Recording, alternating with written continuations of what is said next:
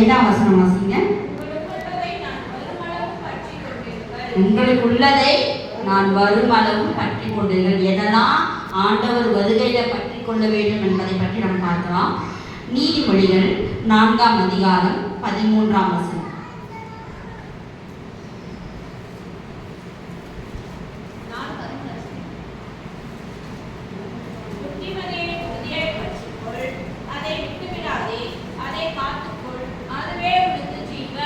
புத்திமதியை திரும்ப வாசிங்க. புத்திமதியை உறுதியாய் பற்றிக்கொள், அதை விட்டுவிடாதே, அதை காத்துக்கொள், அதுவே உனக்கு ஜீவன். புத்திமதியை உறுதியாய் பற்றிக்கொள். நாம் புத்திமதி வேதத்தில் உள்ள புத்திமதியை நாம் பற்றி கொள்ள வேண்டும். எதெல்லாம் நமக்கு புத்தியாக சொல்லப்படுதோ அவைத்தெல்லாம் நாம் என்ன பண்ணணும்? புத்தியாக அதை பற்றி கொள்ளும்போது தேவன் நம்மை ஆசீர்வதிப்பார். இந்த புத்தி எதற்கு சமானம் அப்படின்னு பார்க்கும்போது நீதிமொழிகள் 10ஆம் அதிகாரம் 17ஆம் வசனம்.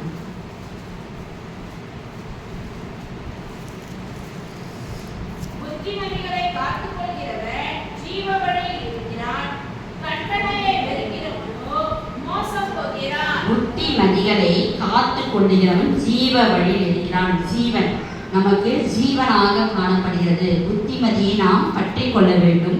அதை காத்து கொள்ளும் போது நமக்கு அது ஜீவனாக காணப்படுகிறது. புத்திமதிகள் அடுத்ததா அதே நீதிமொழிகள் 13ஆம் அதிகாரம் 18ல பார்க்கும்போது புத்திமதியை தள்ளும் போது தரித்திரத்தில் லட்சியம் அடைவாய் அப்படின்னு போட்டிருக்குது. புத்திமதியை தள்ளக்கூடாது, அதை காத்து கொள்ள வேண்டும். நம்முடைய அதை ஏற்றுக்கொண்டு அதை பற்றி கொள்க காணப்பட வேண்டும். பற்றி கொள்ளும் போதுதான் நமக்கு ஜீவன். நீதிமொழிகள் 15:32 வருஷம். புத்திமதியை தள்ளிவிடுகிறவன் தன் ஆத்துமாவை வெறுக்கிறான், படித்து கொள்வதை கேட்கிறவனோ ஞானம் அடைவான். புத்திமதியை நம்ம தள்ளாதபடி அதை கேட்டோம்னா நமக்கு என்ன கிடைக்கும்? ஞானம் அடைவாக காணப்படும். ஞானம் அடைவான். இப்போ ஞானம் நமக்கு முக்கியமாக காணப்படுகிறது. புத்திமதியை நாம் பற்றி கொள்ள வேண்டும். இதோ சீக்கிரமாய் வருகிறேன், ஒருவனும் எடுத்துக் கொள்ளாதபடிக்கு உனக்குள்ளதை பற்றி கொண்டிரு. நமக்குள்ளதாக காணப்படுகிறது புத்திமதி. அந்த புத்திமதியை நாம் பற்றி கொள்ள வேண்டும். அடுத்ததாக ரோமர் 12ஆம் அதிகாரம் 9ஆம் வசனம்.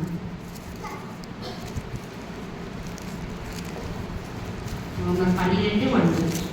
உங்கள் அன்பு மாயமற்றதாய் இருப்பதாக, தீமையை வெறுத்து நன்மையை பற்றி கொண்டிருங்கள். தீமையை வெறுத்து நன்மையை பற்றி கொண்டிருங்கள். இரண்டாவதாக நன்மை பற்றி கொள்கிறதாக காணப்பட வேண்டும்.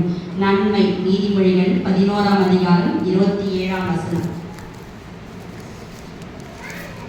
நன்மையை ஜாக்கிரதையுடன் தேடுகிறவன் தயையை பெறுவான், தீமையை தேடுகிறவனுக்கோ தீமையே வரும். தீமையே வரும். நன்மையை தேடும்போது என்ன கிடைக்கும்? நமக்கு தயை. நமக்கு தயை. யாரிடத்தில் தயை கிடைக்கும்? கர்த்தரிடத்திலிருந்து தயை கிடைக்கும். கர்த்தரின் மூலமாக மனுஷருக்கு நமக்கு தயை கிடைக்கும். யாருக்கு அப்படி கிடைத்தது? நன்மையை பற்றி கொள்ளும் பொழுது யோசேப்புக்கு அப்படி நன்மை கிடைத்தது. நன்மையை அவன் பற்றி கொண்டதுனால யோசேப்புக்கு என்ன கிடைச்சதாங்க? தயை. சிறைச்சாலையில தயை கிடைத்தது.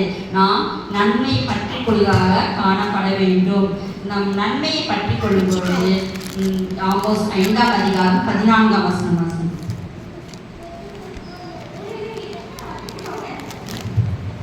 நீங்கள் பிழைக்கும்படிக்கு தீமை அல்ல நன்மையை தேடுங்கள், அப்பொழுது நீங்கள் சொல்லுகிறபடியே சேனைகள் தேவனாய் கர்த்தர் உங்களோடே இருப்பார். நன்மையை தேடும்போது தயை, நன்மையை நாம் தேடும்போது சேனைகளின் கர்த்தர் தேவனாகிய கர்த்தர் நம்மோடு இருப்பார். எப்போதும் நம்மோடு இருப்பார்.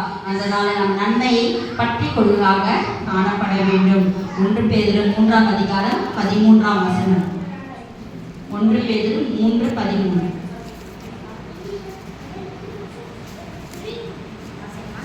நீங்கள் நன்மை பின்பற்ற ஆனால் உங்களுக்கு தீமை செய்கிறவன் யார்? நாம நன்மையை பின்பற்றினால் நமக்கு தீமை யாராலும் செய்ய முடியாது. யோசேப்பு தீமை செஞ்சாங்க, ஆனால் நன்மையை செய்தனால அவருக்கு நன்மையாக விளங்க. தீமை செய்தவங்க திரும்ப அவர் என்ன பண்ணாரு? நன்மை செய்கிறார். ஆகையான நம் நன்மையை பற்றி கொள்வதாக, நன்மையை தேடுவதாக காணப்பட வேண்டும். நன்மையை நாம் பற்றி கொள்ளும் போது தயை கிடைக்கிறது. நன்மையை நாம் தேடும் போது நம்மோடு இருக்கிறார். நன்மையை போக நமக்கு தீமை செய்கிறவர் யார்? அதனால நன்மை நாம் பற்றி கொள்வதாக காணப்பட வேண்டும். அடுத்ததாக 2 பார்த்தோம், புத்திமதியை பற்றி கொள்ள வேண்டும், நன்மையை பற்றி கொள்ள வேண்டும். மூன்றாவதாக 1 தீமோத்தேயு 6ஆம் அதிகாரம் 12ஆம் வசனம். விசுவாசத்தின் நல்ல போராட்டத்தை போராடி நித்திய ஜீவனை கற்றுக்கொள். ஆமென். அதற்காகவே நீ அழைக்கப்பட்டாய். அநேக சாட்சிகளுக்கு முன்பாக நல்ல அறிவை பண்ணினவனுமாய் இருக்கிறாய். நித்திய ஜீவனை பற்றி கொள்ளுங்கள். நாம் எதை பற்றி கொள்ள வேண்டும்? நித்திய ஜீவனை, அதாவது நித்தியமான அழிவில்லாத இந்த ஜீவனை நாம் பற்றி கொள்ளால் காணப்பட வேண்டும். லூக்கா 18ஆம் அதிகாரம் 18ஆம் வசனம்.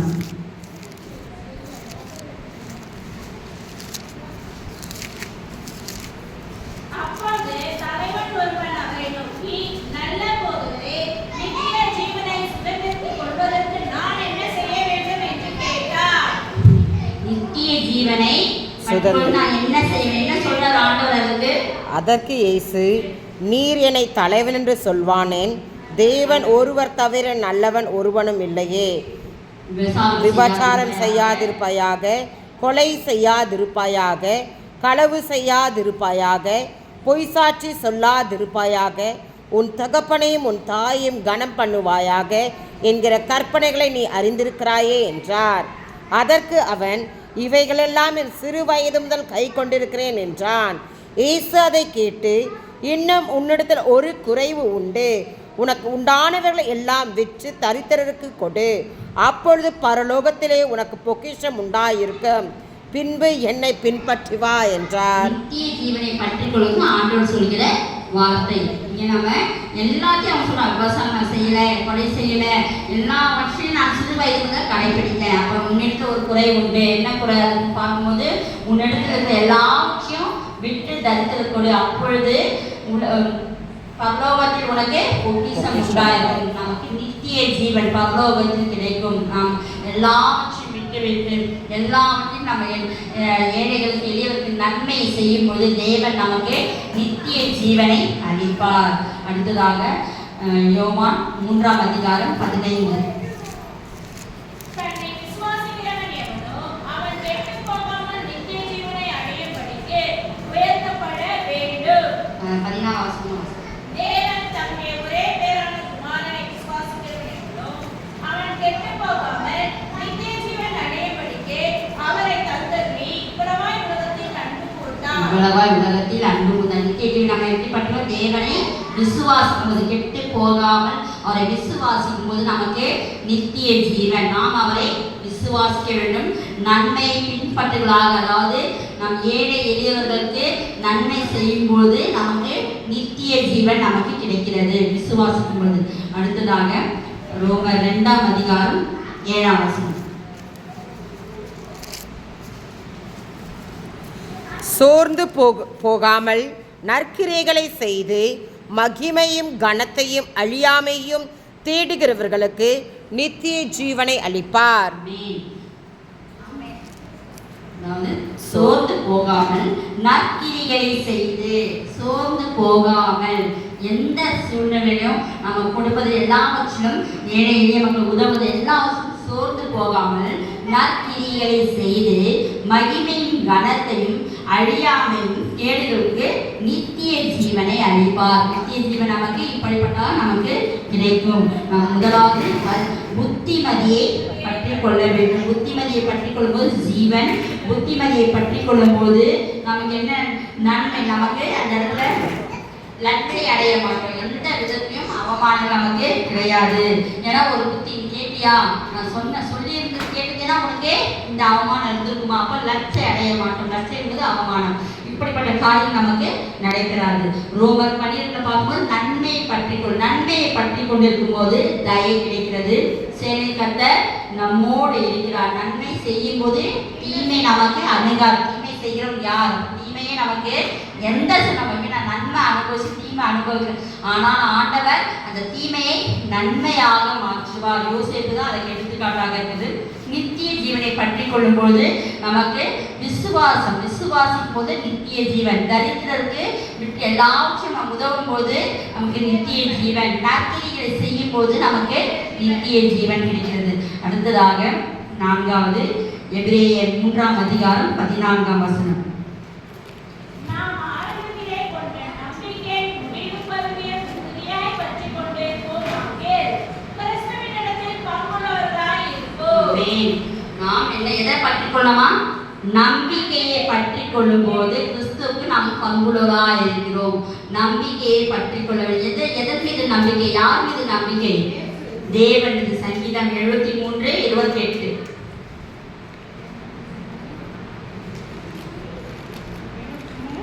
73ஆம் அதிகாரம்.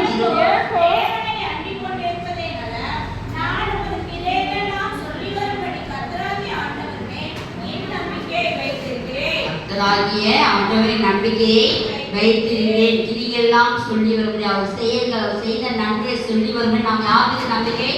ஆண்டவர் மீது நம்பிக்கை வைக்கும் பொழுது நாம் எல்லாவற்றிலும் ஆசீர்வாதத்தை நாம் பார்ப்போம். சங்கீதம் 146:5. கர்த்தர் மேல் நம்பிக்கை வைக்கிறவன் பாக்கியவான். கர்த்தர் மேல் நம்பிக்கை வைக்கும்போது நாம் பாக்கியவான்களாக காணப்படுவோம்.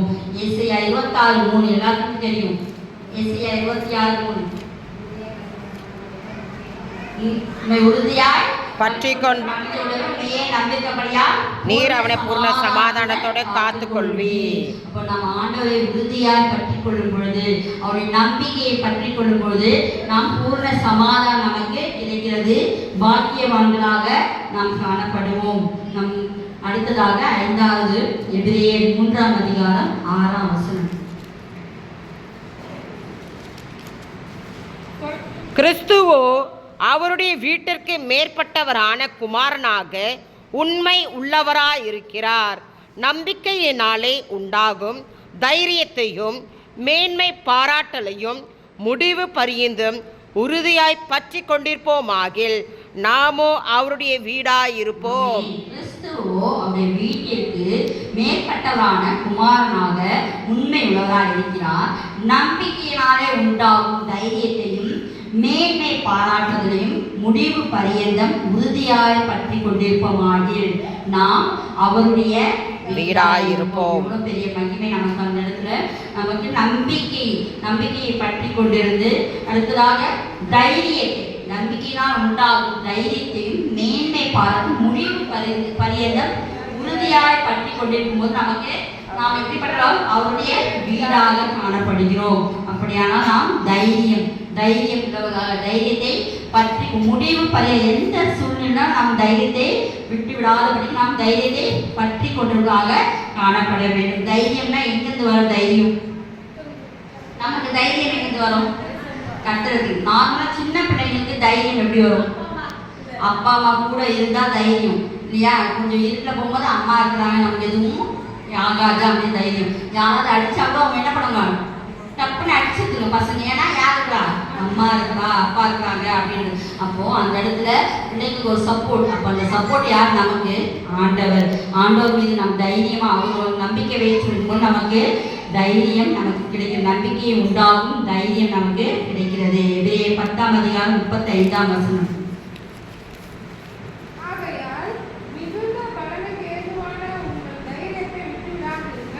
மிகுந்த பலனுக்கு ஏதுவான உங்கள் தைரியத்தை விட்டு விடாதீர்கள். அந்த தைரியத்தை பலன் எதனா, அந்த பலன் என்ன? மிகுந்த பலனுக்கு ஏதுவான தைரியத்தை விட்டு விடாதீர்கள். அப்படி பலன் என்ன அப்படின்னு பார்க்கும்போது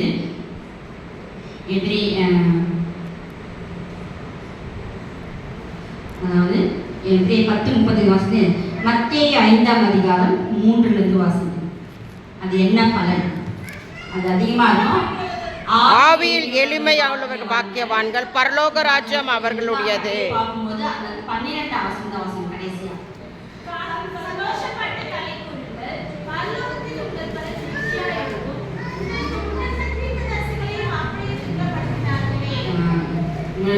முன்னிருந்த தீர்க்கதரிசிகளையும் அப்படியே துன்பப்படுத்தினார்கள். அதுக்கு முன் வசனம் 11.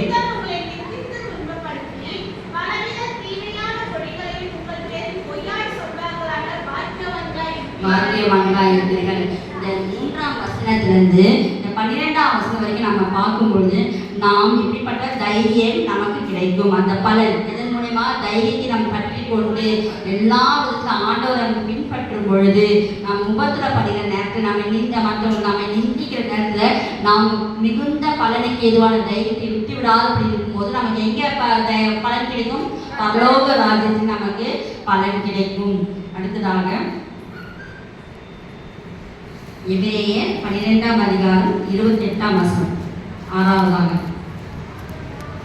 ஆதலால் அசைவில்லாத ராஜ்யத்தை பெறுகிறவர்களாகிய நாம் பயத்தோடும் பக்தியோடும் தேவனுக்கு பிரியமாய் ஆராதனை செய்யும்படி கிருபையை பற்றிக் கொள்ள கடவோம். எதற்கு பற்றி கொள்ளணுமா? இப்போ கிருபை. நம்முடைய வேத வசனம் வாக்குத்தத்த வசனம் என்னது?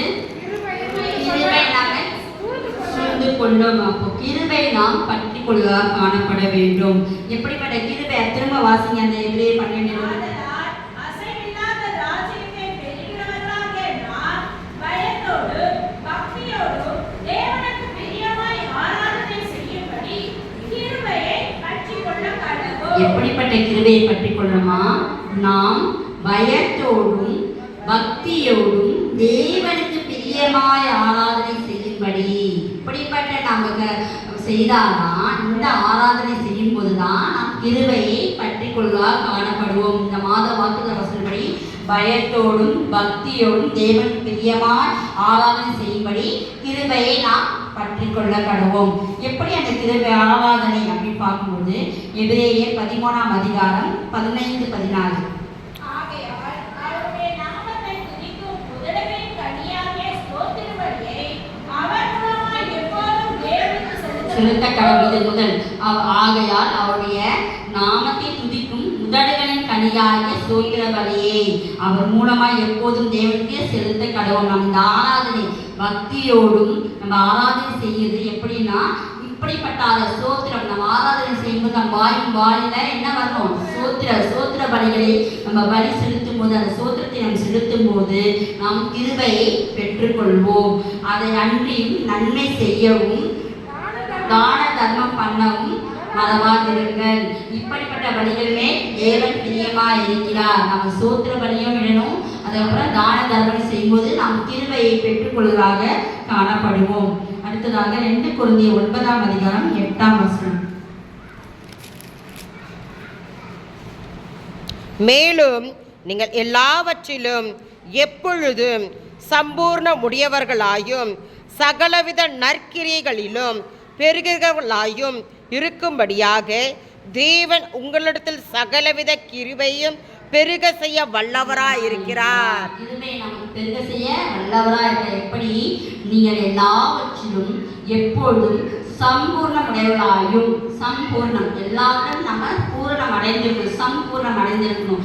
சகல நற்கிரியைகளும் பெருகுகளாகும் படிக்கு எல்லா நற்கிரியை சுமர் தான தர்மம், நம்முடைய கிரியைகள், நம்ம செயல்கள், நாம் எப்படி நடந்து கொள்கிறோம், நாம் பேசும்போது நாம் பேசுகிற வார்த்தைகள் எல்லாவற்றிலும் இருக்கிற அந்த நற்கிரிகளை பார்த்து அதுக்கு தேவன் வந்து சகலவித கிருபையை பெருக செய்ய வல்லவராய். இதெல்லாம் கண்டு நமக்கு கிருபையை பெருக செய்ய வல்லவராய் இருக்கிறார். அடுத்ததாக எபேசியர் 1ஆம் அதிகாரம் 7ஆம் வசனம்.